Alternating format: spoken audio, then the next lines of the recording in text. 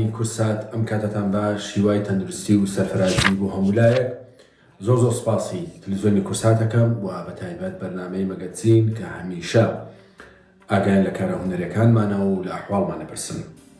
زۆر سپاس. کاری هونەری ئەمجارەمان کارێکە بۆ شارێکی مەزلوم، شارێکی بێخزمەت، شارێک کە تووشی دەیان تەبعیس و تعریب بووە، شارێک کە تووشی دەیان نەهامەتی بووە. هەر لە ساڵی 1975ەوە دیەکانی و شارەکە ئاوارە کراون و تەبعید کراون و تعریب کراون لە شەڕی ئێران و عێراقا تووشی دەیان یاکو هەزاران بۆمب بوونە و ناوچەیەک بووە تووشی شەڕ بووە لە پاشان حکوومەتی بەعسی گۆڕ بە گۆڕ ئەو شارەی تەبعیز کرد و تعریب کردی سانەوە. ئێستا شارێکی زۆر بێ خزمەت گوزاری ئەوی شاری خانەقینە.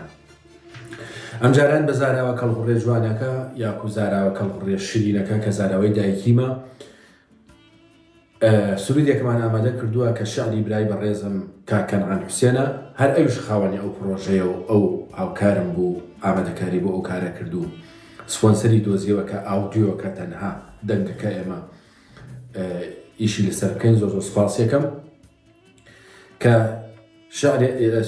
سرودێکە بۆ ئەم شارە خۆشەویستە کە پێم وایە تا ئێستا ئەم شارە دەیان گۆرانی جوانی بۆ وتراوە، دەیان میلۆدی جوانی بۆ نووسراوە، بەڵام تا ئێستا سرودێکی بۆ نەوتراوە. من بەعرفی خۆم زانی کە هاوکاریان بم و هاوکاری کەنعان بم کە میلۆدیەک بۆ ئەو سرودە دابنێم و لەگەڵ برای بەڕێزمان کاک ئەمیر حوسێن، ئەمیر بورد، ئەمیر جەباریان کە کاری موسیقی و دابەشکردنی بۆ کردووە لە ئێرانە.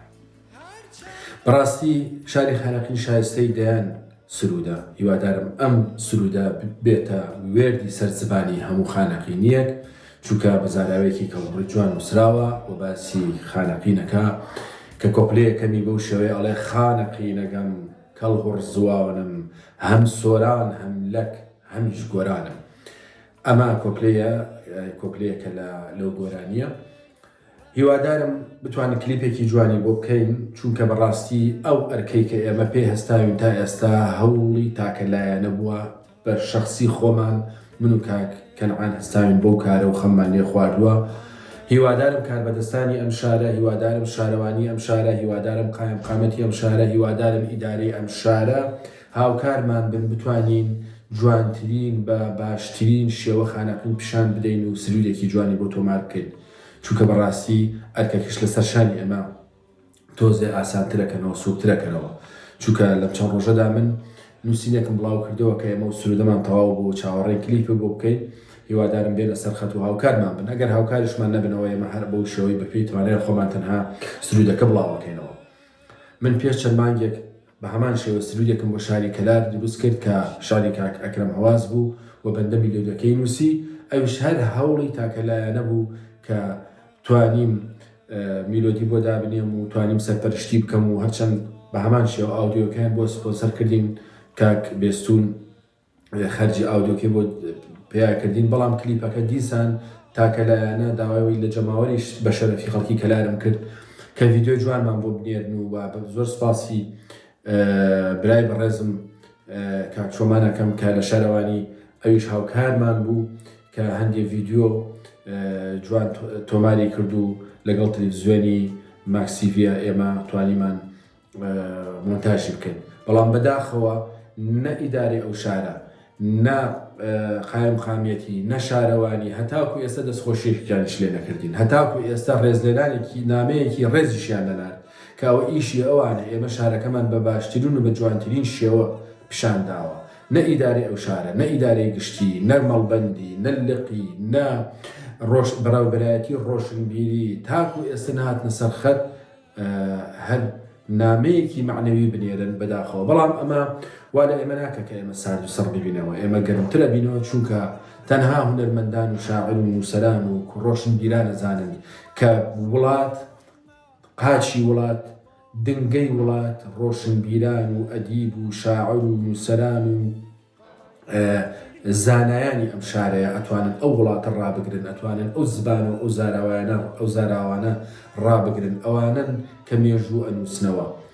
دەیان قایمقام و محافظ و هات و ڕۆژ، بەڵام خوداداد عەلی بەس خوداداد عەلی لە خانەقین ئەناسرێتەوە. دەیان محافظ و پارێزگار و نازانم کێ و کێ هات لە کەرکووکە لە کۆتاییدا تەنها مامۆستا عەلی مەردان ئەناسرێتەوە.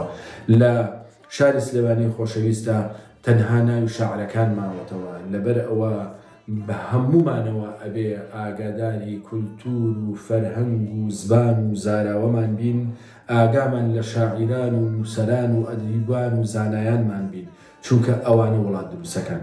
هیوادارم هەمومان پێکەوە بتوانین هاوکاری یەک بین. هیوادارم زیاتر بایەق بە هونەرمەندان و بە شاعیران و بە نووسەران و بە ئەو کەسانە بدەن کە ئەتوانن مێژوویەک بە وڵاتەکە بنووسنەوە و ئێمەش بە هەمان شێوە هەوڵەدەین سرودێکی جوان بۆ شاری خانەقین هەرچەند سرودەکە تەواو بۆ تۆمار بکەین و کلیپێکی جوانی بۆ بکەین، چونکە بەڕاستی ئەو شارە گەلێک شایستەیە.